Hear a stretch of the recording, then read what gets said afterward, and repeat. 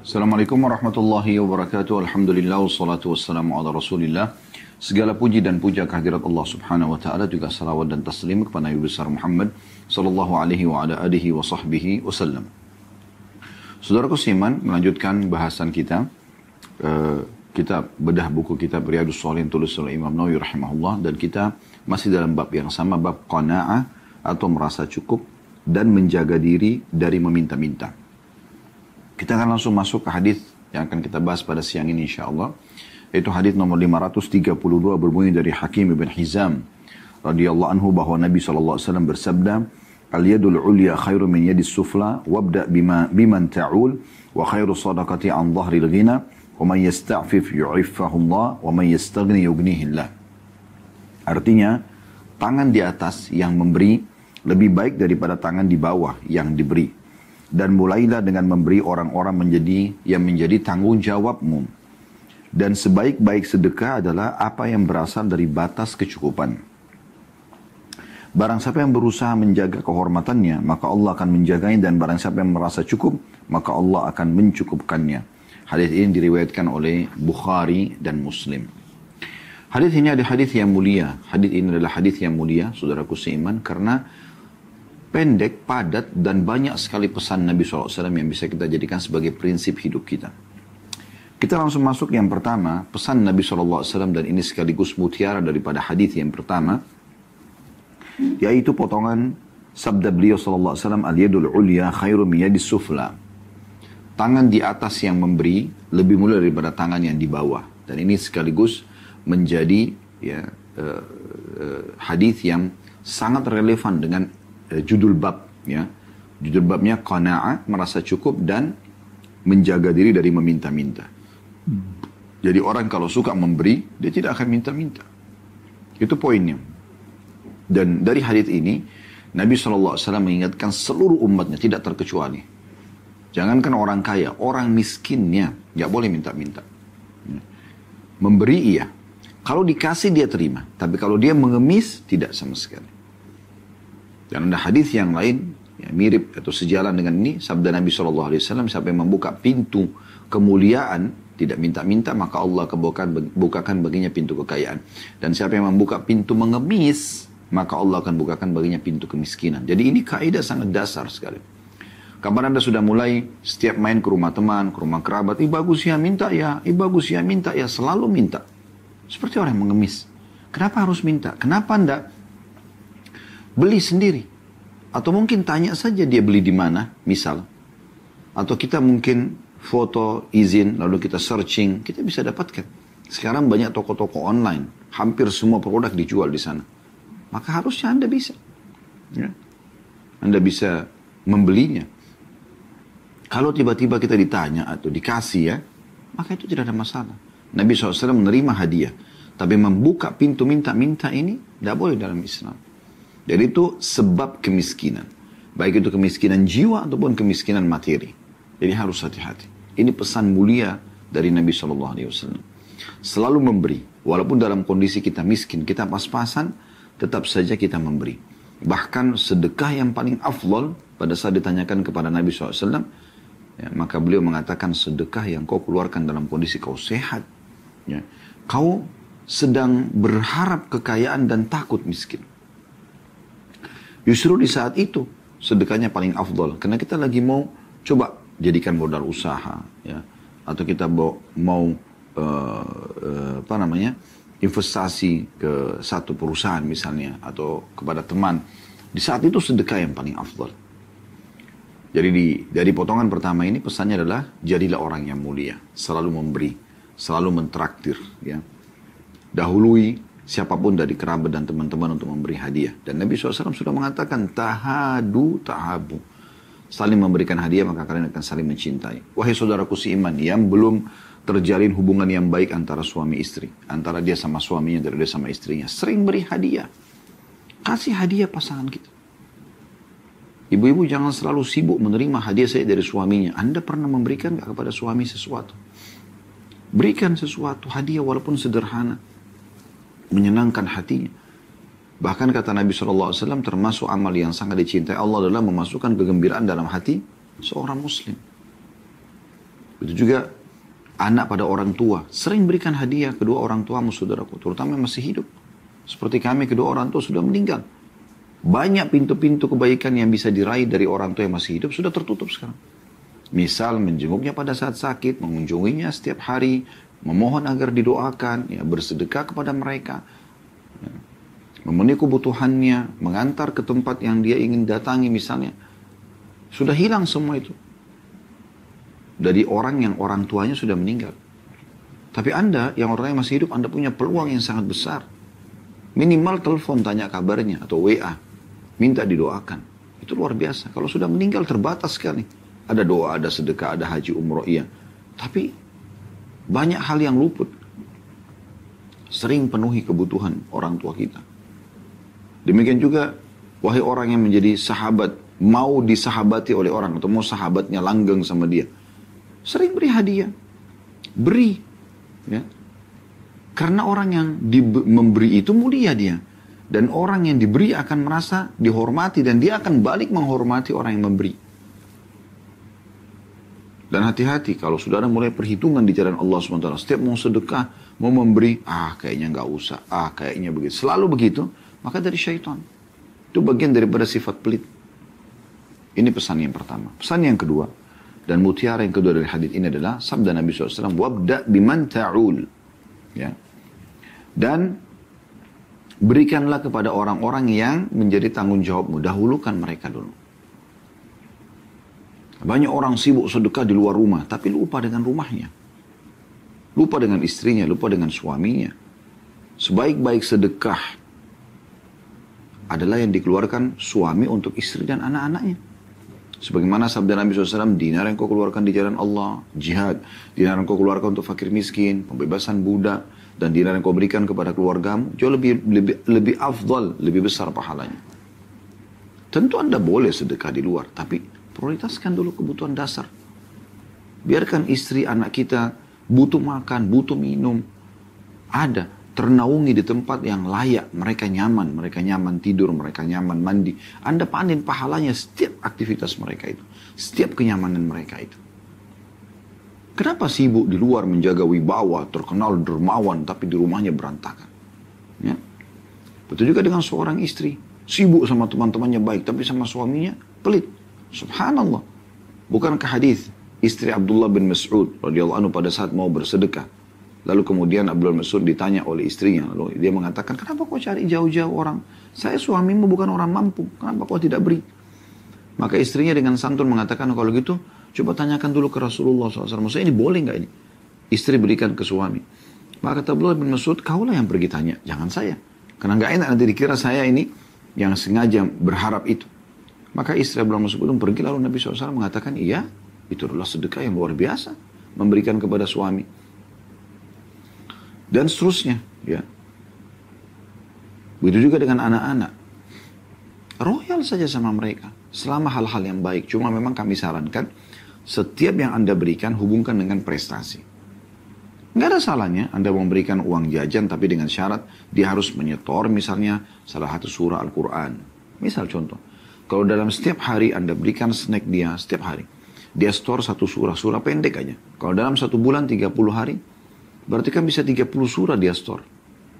30 surah itu, anggaplah surah-surah pendek dari juz 30, dari juz 29. Itu berarti kurang lebih ya, sudah 1/4 atau 1/5 dari seluruh surah Al-Quran. Karena ada 114 surah. Walaupun memang ada surah-surah yang panjang ya. Tapi maksudnya hubungkan dengan prestasi. Ya, nggak ada masalah. Kalau istri mencapai target tertentu, berikan dia hadiah apa. Gitu. Anak, berikan dia hadiah. Murid, berikan hadiah. Yang ketiga, pesan Nabi SAW, wa khairus sadaqati an dhahri ghinan. Dan sebaik-baik sedekah itu adalah apa yang berasal dari batas kecukupan. Maksudnya, penuhi kebutuhan dasarmu dulu, baru sedekah. Silakan bersedekah. Tapi jangan lupa juga diri sendiri. Karena pernah ada sahabat yang bertanya, ya Rasulullah, saya punya dirham. Siapa yang lebih layak saya sedekahi? Kata Nabi SAW, dirimu dulu. saya masih punya ya Rasulullah. Anakmu, saya masih punya ya Rasulullah. Istrimu, saya masih punya ya Rasulullah. Pembantumu, saya masih punya ya Rasulullah. Engkau lebih tahu setelah itu. Orang-orang terdekat ini dulu. Dan sesuatu yang dibatas kelebihan, sedekahkan. Ini luar biasa ya. Bukan Nabi SAW mengatakan, yang lebih dari kebutuhan, tabung. Enggak. Sedekahkan. Keluarkan di jalan Allah SWT. Bawa bersamamu ke akhirat sana. Ingat statement Abdullah bin Mas'ud dan kami jadikan ini simbol kami di yayasan kami gitu kan. Siapa yang mampu meletakkan hartanya di langit, letakkanlah. Karena tidak akan bisa dijangkau oleh tangan pencuri dan juga dimakan oleh rakyat. Artinya sedekah biar dibawa di timbangan amalmu nanti hari kiamat. Ya. Pesan yang keempat dari Nabi SAW. وَمَنْ يَسْتَعْفِفْ يُعِفَّهُ اللَّهِ. Siapa yang berusaha menjaga kehormatannya, Allah akan menjaganya. Tidak mengemis maksudnya. Dia menjaga nama baiknya. Allah akan jaga nama baiknya. Subhanallah, orang kalau minta itu teman-teman sekalian, diberi pun terhina. Apalagi sampai tidak diberi. Apalagi sampai tidak diberi. Ya. Banyak sekali statement-statement yang harus kita perhatikan ya, berhubungan dengan masalah ini. Ada tulisan seseorang ulama, Syekh Abdurrahman bin Ali Al-Askar. Sebenarnya ini tulisan yang kecil, sederhana dalam bentuk matwiyat atau lembaran seperti ini yang dilipat-lipat. Biasanya di dekat Masjid Haram dibagi-bagi gitu ya, di beberapa musola juga ya. Saya waktu itu sempat di Mekah, saya lihat kok saya ambil gitu. Bagus sekali. Ya. Di antaranya adalah perkataan Qais bin Asim pada saat beliau mewasiatkan kepada anaknya, salah satu ulama salaf dulu. Beliau mengatakan pada saat mau wafat ya, alaikum bil mali wastina'ah. Carilah harta itu, pendapatan itu, dan urus baik-baik itu. Fa innahu mambahatul karim, karena dia sumber yang baik. Wa yustagna bihi 'anil laim, dan menyelamatkan dari kehinaan. Wa iyyakum wal mas'alah, dan jangan pernah mengemis. Fa innaha akhiru kasbar rajul, karena itu pendapatan terakhir seseorang. Kalau betul-betul sudah tidak punya pendapatan, kecuali harus minta, ya apa boleh buat. Di situ pintunya boleh dibuka, minta. Tapi tidak boleh terus-menerus. Ada kan banyak Anda dengar biasa kadang-kadang, mereka malah hidup dari hasil pengemisan itu. Ternyata rumahnya besar. Dia sudah merasa nyaman dengan itu, mengemis saja. Kenapa mengemis? Kenapa nggak muliakan diri? Jual, dagang. Begitu juga Sa'id bin Musayyib rahimahullah mengatakan, la khaira fi man la yatlubul mal. Tidak ada kebaikan dari seseorang yang tidak sengaja cari pendapatan. Yaqdi bihi dainah, dia bisa bayar utang-utangnya. Wa yasunu bihi irdah, dan dia juga menjaga kehormatannya. Nah ini kehormatan di sini. Harum namanya. Wa yaqdi bihi dhimamah, dia penuhi kebutuhan-kebutuhannya. Wa in mata, kalaupun dia mati, tarakahu mirathan liman ba'dah. Dia akan tinggalkan warisan untuk, atau dia akan jadikan atau tinggalkan sebagai warisan untuk ahli warisnya. Ya. Ini penting sekali. Beliau mengatakan innal amala wa in kana yasiran fa huwa khairum minal bitalah. Bekerja itu, beraktivitas, mencari pendapatan, menjaga kehormatan supaya tidak terhina. Itu jauh lebih baik daripada orang yang pengangguran. Wa khairu min intidharin niwali min ashabil mal. Dan lebih baik daripada menunggu ya, intidharin nawali min ashabil mal, menunggu pemberian dari orang-orang pemilik harta. Wa aswa minhu su'al ashabul gina, dan paling buruk atau lebih buruk lagi daripada itu adalah selalu mengemis dari orang-orang kaya. Liannahum in a'tahu baqiyatil minna ala dhahri yahmiluha. Kalaupun dia diberi maka akan ada tetap beban di pundaknya. Kalau saya ketemu orang itu, oh ya, orang ini pernah kasih saya. Atau orang yang memberi mengatakan, oh si fulan, walaupun sudah tinggi jabatannya sekarang, oh dulu pernah mengemis sama saya itu. Ya. Wa in mana'uhu faqad ijtama' indahu su'atan. Dan kalau sampai ditolak, dia minta ditolak, maka berkumpul padanya dua keburukan. Dhillul khaybah wa dhillus su'al. Kehinaan Hilangnya wibawahnya. Dan juga kehinaan dalam minta-minta, mengemis. Karena ditolak. Ya. Umar bin Khattab berkata radhiyallahu anhu, maksabatun fi di'anah khairu min su'alin nas. Bekerja mencari pendapatan untuk menjaga kehormatan, walaupun susah payah, jauh lebih baik daripada mengemis kepada orang-orang. Luqman al-Hakim, yang disebutkan dalam surah Luqman, ya, seorang yang saleh, berkata kepada anaknya, ya bunai, wahai anak-anakku, istagni bil kasbil halal. Selalu cari pendapatan halal, bekerja, beraktivitas. Jaga kehormatanmu, jangan sampai kau terhina dengan mengemis. Fa inna maftakara ahadun illa asabatu ihda thalatu khisal. Karena tidak ada orang yang melepaskan diri dari pendapatan, pencarian pendapatan yang benar, kecuali dia akan tertimpa satu dari 3 permasalahan. Rikkatun fi dini, lemah agamanya. Orang yang malas, pengangguran, tidak mau bekerja, ya, tidak menjaga kehormatannya ini, mau tampan, mau cantik, tapi di mata orang jatuh. Dan agamanya lemah. Bisa dibeli agamanya orang begini. Bisa buka auratnya, karena dia mengemis terus. Yang kedua, adhafu fi aqli, lemahnya akalnya. Orang biasa mengemis, tidak biasa menghadapi permasalahan, dia cuma enak saja, maka otaknya tidak berfungsi. Ini bahaya. Salah satu hikmah adanya cobaan-cobaan dari Allah Azza wa Jalla adalah membuat kita, ya, kita jadi tertarik untuk mau mencari solusinya dan berpikir. Nah, itu yang baik untuk otak kita. Olahraga otak itu. Ya, permasalahan-permasalahan itu. Au waha'un fi muru'ati, atau tercoreng kehormatannya. Nah, ini yang tadi kita bahas ini kan, menjaga kehormatan. Ini 3 hal, dia bisa kena salah dari 3. Bahkan 3-tiganya bisa. Lemah agamanya, lemah akalnya, dan juga tercoreng kehormatannya. Wa'adzam min hadha, dan lebih parah lagi daripada itu, kata beliau, istighfafun nasu bihi, manusia menganggap remeh dia. Beliau mengatakan juga, wa ta'awwadha Rasulullah sallallahu alaihi wasallam min umuri kathiratin liyubayyana lin-nasi madarratuha. Dan Nabi SAW banyak berlindung kepada Allah SWT. Nabi SAW berlindung kepada Allah SWT dari banyak hal untuk menjelaskan bahayanya kepada manusia. Wa yasta'inu billahi anil bu'd anha. Dan Nabi SAW minta tolong agar Allah menjauhkan beliau dari hal-hal itu. Rawa al-Imam Ahmad anna Rasulullah SAW qala, bahwasanya Imam Ahmad meriwayatkan Rasulullah SAW bersabda, ta'awwadu billahi minal faqri wal qillati wal dhillah. Selalulah berlindung kepada Allah dari 3 hal. Kefakiran, supaya jangan miskin, minta kepada Allah SWT. Karena orang-orang kaya sama waktunya dengan Anda. Dan berapa banyak orang kaya yang kami temuin pun, mereka mengakui bahwasanya mereka datang ke Jakarta dengan tangan kosong. Mereka tidak punya apa-apa. Tapi dengan niat yang baik, tekad yang baik, bahkan diikuti dengan bersedekah yang rutin, maka Allah bukakan rezeki. Kita bukan disuruh miskin. Allah tidak mau kita miskin, suruh kaya. Supaya kita bisa memberi. Kemudian yang kedua, kekurangan, wal qillah. Yang ketiga, wal dhillah, kehinaan.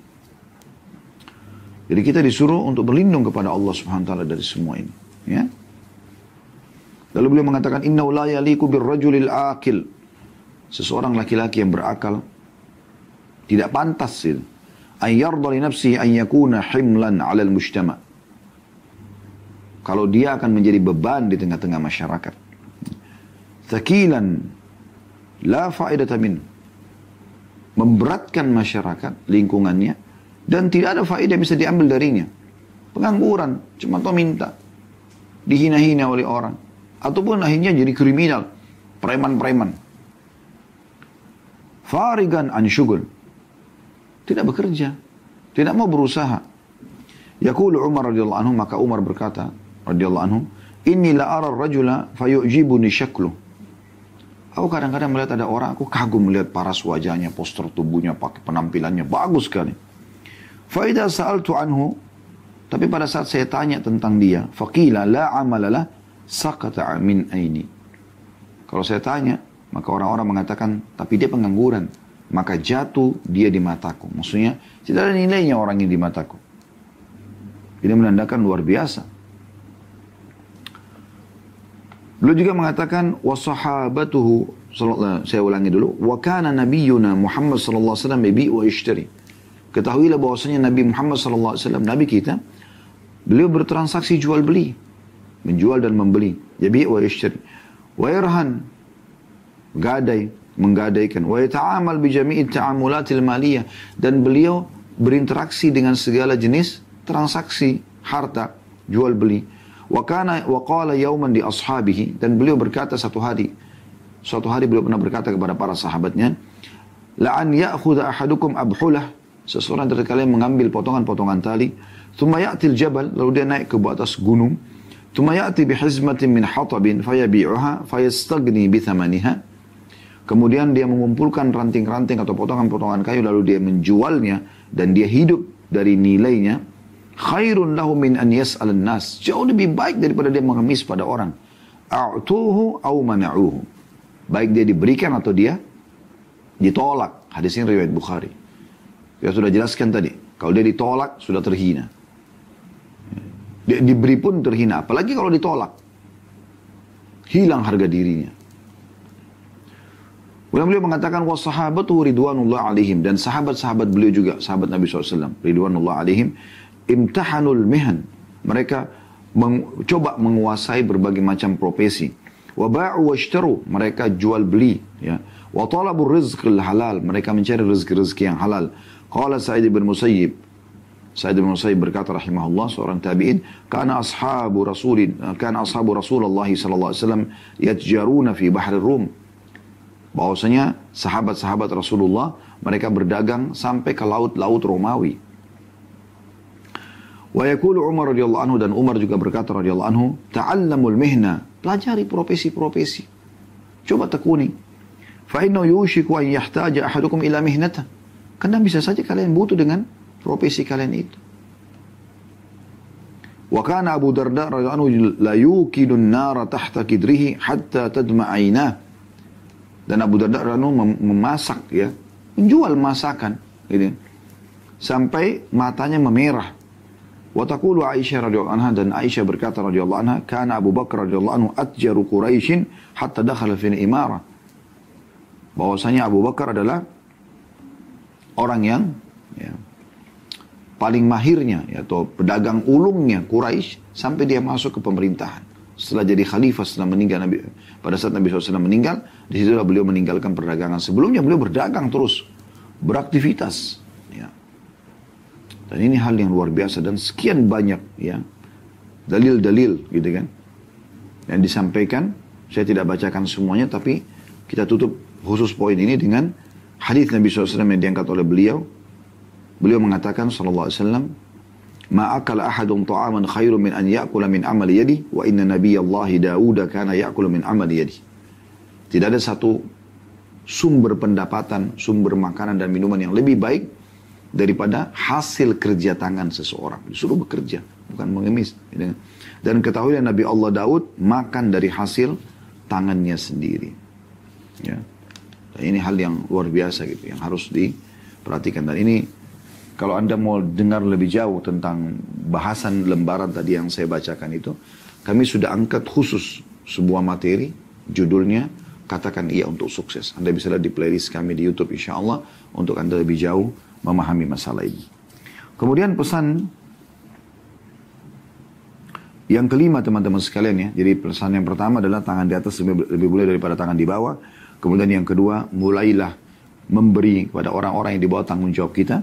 Dan yang ketiga, sedekah yang paling afdal adalah yang di atas daripada kelebihan kebutuhan dasar kita.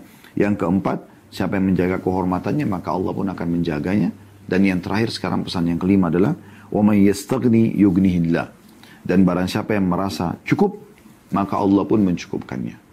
Dan ini juga menjadi saksi bahasan bab kita. Artinya, siapa yang merasa cukup dengan apa yang Allah Subhanahu wa taala berikan, selalu alhamdulillah, makanan ini cukup, minuman ini cukup, pakaian ini cukup, rumah ini cukup, mobil ini cukup, pekerjaan ini cukup, maka Allah akan menjadikan itu cukup baginya.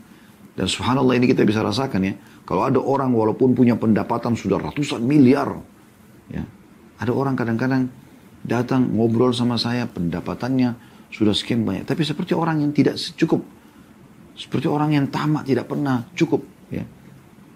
Sehingga selalu saja tamak untuk ini, untuk itu, untuk ini. Sehingga akhirnya dia seperti orang tidak bersyukur. Boleh orang mengembangkan usaha, boleh. Tapi ada orang terlalu luar biasa tamaknya gitu. Berlebihan. Yang akhirnya sampai membuat tidak ada sama sekali sedekahnya. Sibuk bagaimana mengumpulkan harta. Dan dia lupa kisah Qarun. Yang akhirnya karena ini membuat dia lalai dari zakat malnya, dari sedekahnya, dan hak-hak yang lainnya. Yang harus dia keluarkan dari harta tersebut yang telah Allah bebankan pada dia. Baik, kita masuk hadits nomor selanjutnya, nomor 533 ya.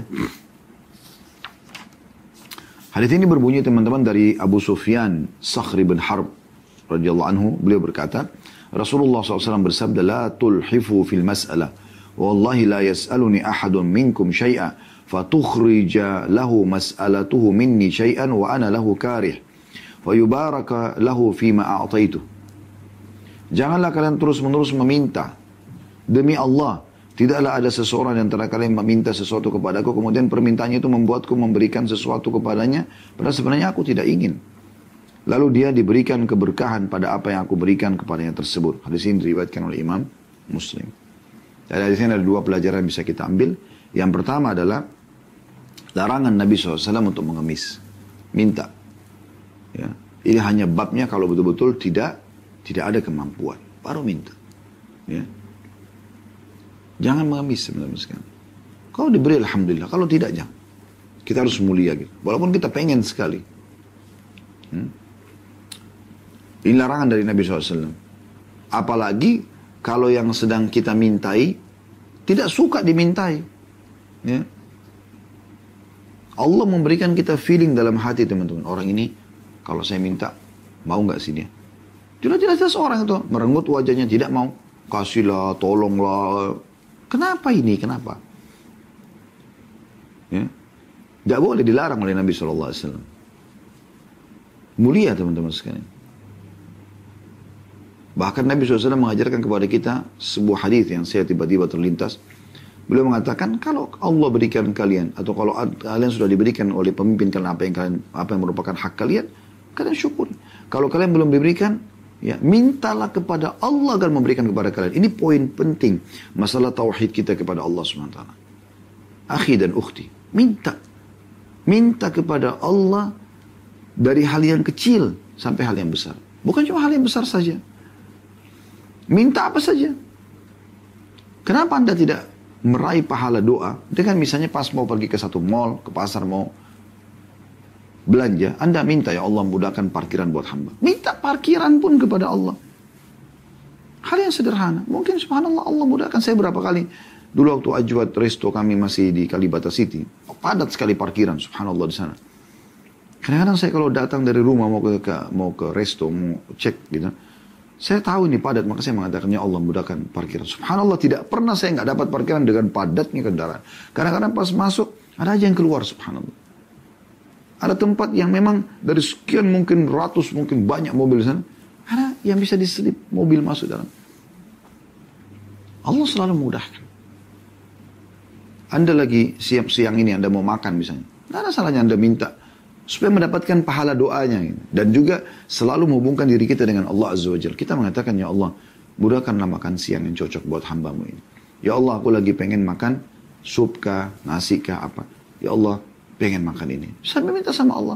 Tetap juga Anda tahu Anda akan membelinya selepas duhur misalnya, atau selepas atau di waktu istirahat kantor. Tapi Anda berdoa kepada Allah SWT. Anda mau beli baju, minta sama Allah supaya dimudahkan. Para sahabat Nabi itu kalau sendal mereka putus, mereka minta, ya Allah sendal saya putus, gantikan.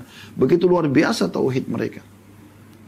Dan memang ini yang Allah Azza wa Jalla perintahkan kepada kita. Kita selalu manja dan bergantung kepadanya. Hampir semua lini kehidupan kita kan. Bangun tidur ada doanya. Mau tidur ada doa. Bangun tidur ada doa. Mau ke kamar masuk kamar mandi ada doa. Ya. Mau mulai berwudu pakai air.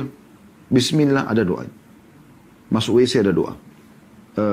Pada saat Anda selesai mandi, Anda pakai baju ada doa. Keluar rumah ada doa. Mau makan, minum ada doa. Ya. Lihat seseorang yang punya kekurangan di pinggir jalan, ada doanya. Kita ke masjid, mau sholat duhur, ada doa. Melangkah ke masjid, ada doanya. Masuk masjid, ada doa. Keluar masjid, ada doa. Antara azan di kamar disuruh berdoa. Di dalam sholat, sepanjang sholat penuh dengan doa. Habis sholat, ada doa. Ada zikir. Kemudian juga masuk rumah, ada doa. Semuanya ada doanya. Allah SWT memang mau kita ini bergantung padanya. Dan Allah ingin kita manja, kenapa tidak mau teman-teman sekalian? Tidak ada ruginya kan gitu. Nah, poin yang kedua dari hadis ini adalah, kalau ada orang yang sengaja mengemis, apalagi sampai orang yang dia minta itu nggak suka gitu, tetap dia ngoyo-ngoyo gitu, maka kalaupun dia dikasih, tidak ada keberkahan dari apa yang dia terima itu. Karena orang yang memberi itu tidak tulus, tidak ikhlas, terpaksa gitu. Nah ini nggak boleh, nggak ada keberkahan di situ. Mana ada keberkahan tidak akan mencukupi. Baik teman-teman sekalian, kita lanjutkan lagi hadis nomor 534. Berbunyi dari Abu Abdurrahman Auf bin Malik al-Ashja'i radhiyallahu anhu, beliau berkata, "Kunna 'inda Rasulillah sallallahu alaihi wasallam 9 aw 8 aw 7." Faqala, "Ala tubayi'una Rasulullah sallallahu alaihi wasallam?" Wa kunna hadithi ahdin bi bai'ah. فقلنا قد بايعناك يا رسول الله ثم قال ألا تبايعون رسول الله فبسطنا أيدينا وقلنا قد بايعناك يا رسول الله فعلى ما نبايعك فعلى ما نبايعك قال على أن تعبد الله ولا تشرك به شيئا والصلوات الخمس وتطيع الله وأصر كلمة خفيفة ولا تسأل الناس شيئا فلقد رأيت بعد أولئك النفر يسقط صوت أحدهم فما يسأل أحدا يناوله إياه. Artinya, kami 9 orang atau 8 orang atau 7 orang di sisi Rasulullah SAW dan beliau bersabda. Artinya di sini Auf bin Malik al-Ashja'i ragu jumlahnya kami 7, 8 atau 9 orang gitu. Dan pada saat itu Rasulullah SAW bersabda kepada kami, apakah kalian tidak berbaiat kepada Rasulullah SAW? Dan makna baiat adalah janji setia. Ya. Waktu itu kami baru saja berbaiat, maka kami menjawab, kami telah berbaiat kepadamu wahai Rasulullah. Kemudian beliau bersabda lagi, apakah kalian tidak berbaiat kepada Rasulullah SAW? Maka kami mengulurkan tangan kami dan mengatakan, kami telah membaiat Anda wahai Rasulullah. Maka dalam hal apa kami harus membayar Anda lagi? Apakah ada tambahan informasi? Ya. Beliau bersabda, berbayatlah agar kalian menyembah Allah dan tidak menyekutukannya dengan apapun. Menegakkan sholat 5 waktu dan taat kepada Allah. Dan beliau menyamarkan kalimat ringan. Maksudnya menyampaikan ada tambahannya. Yaitu agar kalian tidak meminta kepada manusia. Maka saya benar-benar, kata Auf bin Malik radhiyallahu anhu perawi hadis ini, saya benar-benar telah melihat sebagian dari mereka pada saat cambuknya terjatuh, tapi tidak mau minta tolong kepada siapapun untuk mengambilnya. Hadis ini diriwayatkan oleh Imam Muslim.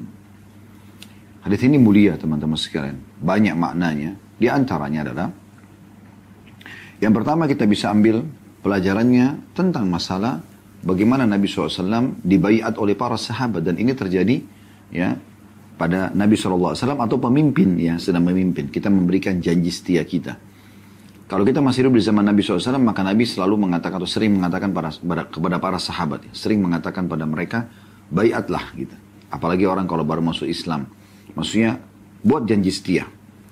Maka Nabi SAW seringkali mengambil bait kepada mereka seperti standarnya yang ada disebutkan dalam hadis ini. Yaitu, menyembah Allah tidak menyekutukan Allah dengan sesuatu apapun. Ya. Dan Nabi SAW menghubungkan dengan apa yang sedang terjadi pelanggaran di antara mereka misalnya. Seperti penduduk Mekah dulu mereka masih sering makan bangkai, ya, menyembah berhala, dan segala macam tradisi jahiliyah dulu. Maka itu semua dihapus gitu.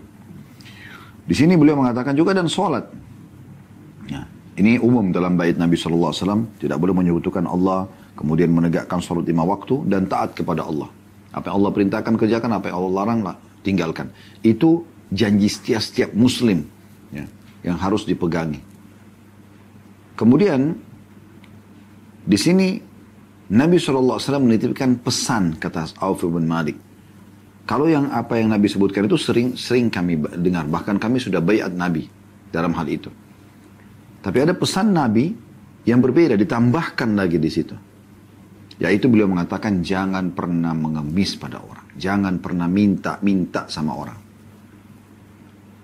Bahkan minta tolong pun darurat sekali. Jadi ini baiat yang terjadi kepada Nabi SAW. Dan Nabi SAW mengulangi baiat di sini padahal sudah ada janji setia sebelumnya karena ada tambahan informasi. Dan saking pentingnya informasi untuk tidak mengemis pada orang atau minta-minta pada orang di sini. Dan agar kalian tidak meminta kepada manusia sampai masuk dalam baiat kepada Nabi SAW. Ini bayangkan, saking pentingnya poin ini harus jadi prinsip setiap muslim. Kita bukan tidak boleh minta tolong sama orang, tapi bukan setiap saat. Semua orang tolong dia, sementara dia sendiri tidak beraktivitas. Nah, selama Anda bisa lakukan sendiri, Anda lakukan sendiri. Ya. Tentu ada keadaan-keadaan tertentu yang diperkecualikan di sini ya. Nanti akan kita bahas insya Allah. Tapi kita ambil dulu poin pertama tentang masalah baiat kepada Nabi SAW. Pelajaran yang lain dari hadis ini adalah yang bisa kita ambil bagaimana Nabi SAW selalu mengingatkan umatnya agar sembah Allah satu. Jangan syirik. Ini pesan yang luar biasa. Dan ini selalu menjadi pesan pertama dalam baiat Nabi SAW. Mungkin ada mengatakan kami sudah tahu Ustaz. Tapi masalahnya banyak umat terjerumus dalam masalah ini. Tahu nggak kenapa orang-orang musyrik Mekah, orang-orang Quraisy Mekah yang tidak beriman pada Nabi SAW dikatakan musyrikin. Orang-orang yang musyrik. Kenapa diberikan julukan musyrik? Karena mereka tahu Ka'bah itu rumahnya Allah. Mereka tahu pencipta langit dan bumi adalah Allah. Tapi mereka menyekutukan Allah, mempartnerkan Allah dengan patung-patung itu.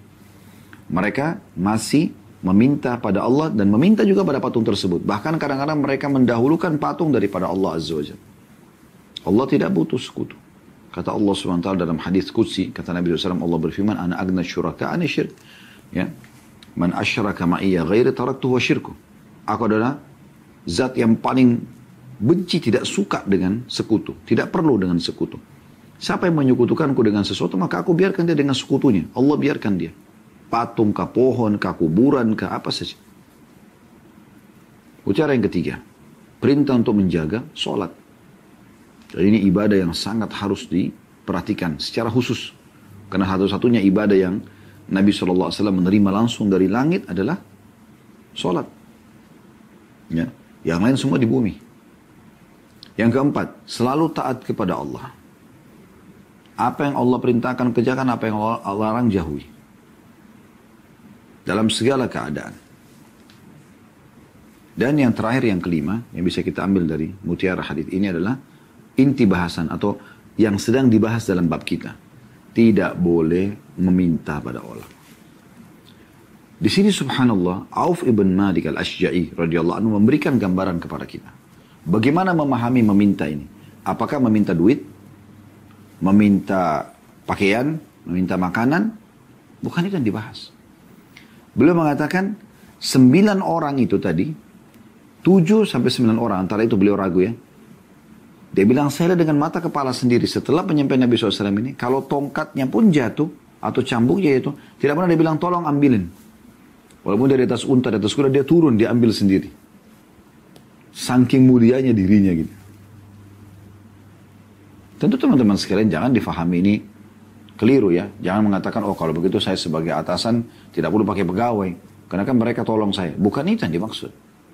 Hal-hal yang Anda mampu lakukan, lakukan saja. Kalau hal-hal yang Anda butuh bantuan orang, tidak masalah. Nabi SAW memiliki beberapa orang pembantu. Khusus untuk beliau lagi. Abdullah bin Mas'ud radhiyallahu anhu menyiapkan sendal dan juga ya, siwak Nabi SAW. Anas ibn Malik membeli kebutuhan-kebutuhan Nabi SAW. Ya. Ada kir-kira yang khusus mengurus pelana Nabi SAW.